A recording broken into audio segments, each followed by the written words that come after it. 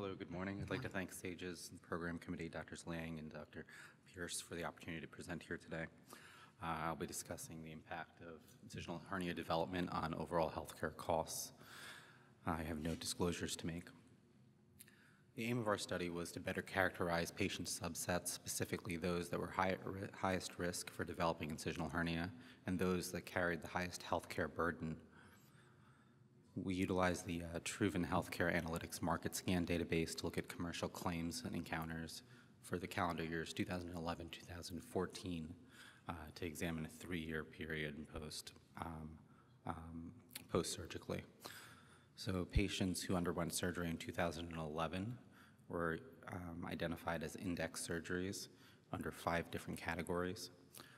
For each of those, we had inclusion and exclusion criteria of patients who were adult, did not have prior incisional hernias, and who had persistent enrollment for 3 years post-procedurally in order to follow overall healthcare costs over that period. We excluded patients who were not continually enrolled in a healthcare plan during that time, or who had undergone any previous abdominal surgeries that would have confounded our ability to assign etiology to the incisional hernia development. The overall incidence and cost determination was performed by determining across all healthcare encounters diagnoses codes that were consistent with a diagnosis of incisional hernia.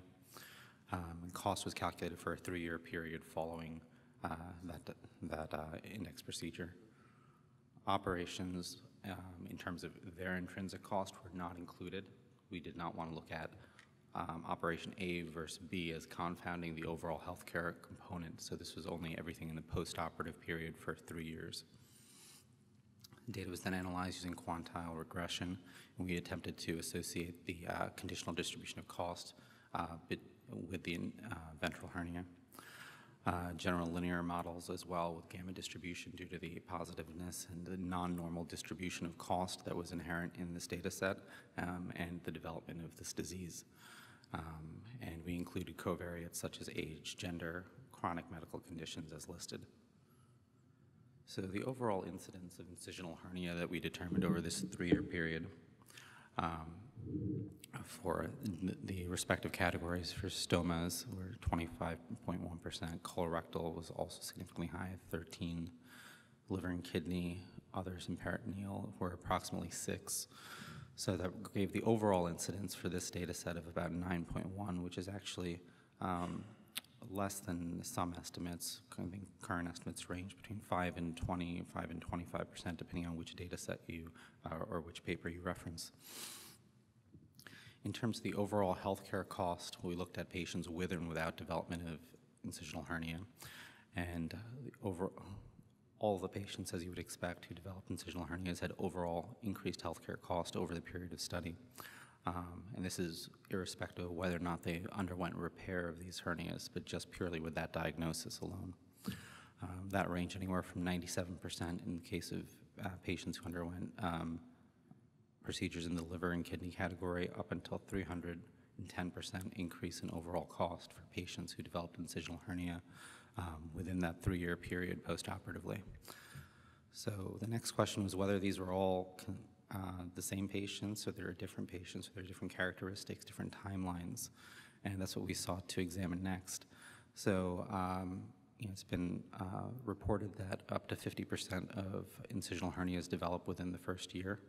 And we used that as sort of as our time point and went into annual groups, and we compared patients who had onset of incisional hernia within their first year post-operatively with those who developed it in subsequent years. And when you look at year 1 versus year 2 to 3 development of incisional hernia, there's significant increase in cost associated with early hernia development, particularly in these 3 categories, where healthcare costs for these patients in those 3 years post-operatively is anywhere from 30 to 50% higher than cohorts that did not develop incisional hernias. So there's something intrinsically different about these patients. And that's what we're able to identify, that there is a group. The full characteristics of those group, not able to be characterized much further, as this is a de-identified data set, and patient-specific information obviously can't be mined from that. So, there's some interesting questions that came from this investigation. Everybody would agree that the development of incisional hernia obviously poses significant healthcare economic burdens. The timeline of onset, we realize, is a significant component of this, and what we're able to demonstrate is that, as we see in other studies in terms of the majority of hernias appearing early, that early onset of hernia actually also carries significantly increased cost in terms of overall healthcare cost, not hernia-specific healthcare costs.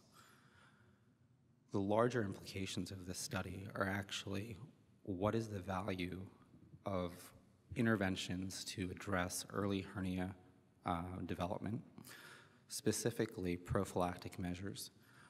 There's been a lot of good data over the recent years over techniques such as small stitch for preventing primary incisional hernia. There is growing bodies of literature, again, with prophylactic mesh augmentation to prevent incisional hernia repair. And one of the interesting questions around that second piece is, what patient subset is that most appropriate for? Where is the cost benefit? Where is the risk benefit? And identifying and further characterizing the clinical phenotype of these patients with the early onset incisional hernia, I think will help clarify the appropriate patient population in which those measures would be best utilized from an economic perspective. I'm happy to take any questions.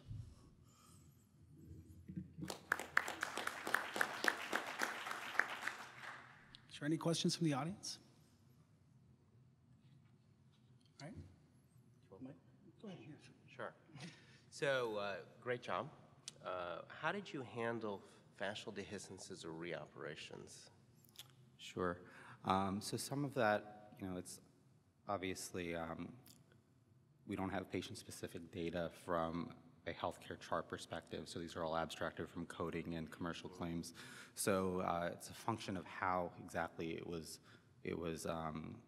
coded out. But there are some patients who have procedures and diagnoses as early as 2 days post-operatively, which we need to assume obviously is that subset of patients with dehiscences, which were coded as an incisional hernia.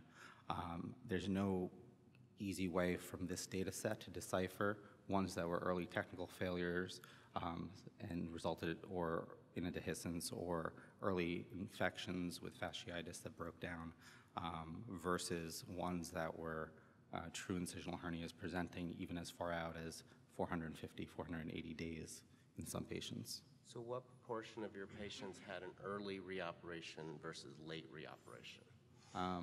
I don't have that information. We weren't looking specifically at time of operation. The patients encompassed in this cost analysis includes patients who did not have a subsequent operation. They just have a pure diagnosis of incisional hernia, irrespective of whether or not it was intervened on. I have one other question too. The cost difference between the 1 year early recurrence patients versus the later ones, was that just due to the fact that they had an early recurrence and then they had a cumulative buildup of cost over the next 3 years, or did you look at the patients for 1 year and look at their cost for the 3 years, but also take the patients that occurred at 3 years and then tally up the cost of that hernia over a 3-year window beyond that too? So we only looked at a time frame from the index operation to 3 years beyond that, and whatever occurred within that window. So we're looking at a 3-year post-operative healthcare cost, sort of as, you can think of it conceptually as sort of an extended hernia care global period, if you want to conceptualize it. So this is things that we were envisioning as being related to the index operation, as opposed to a 3-year timeline from the date of diagnosis, because that's obviously variable depending on whether or not somebody had a imaging modality for some other reason and found an incidental finding of an incisional hernia, or they had a symptomatic incisional hernia found on exam, or an incidental finding on physical exam on routine screening. So because of the complexity of that, we utilized the diagnosis and an overall 3-year window from the index operation. Great, thank you very much. Thank you.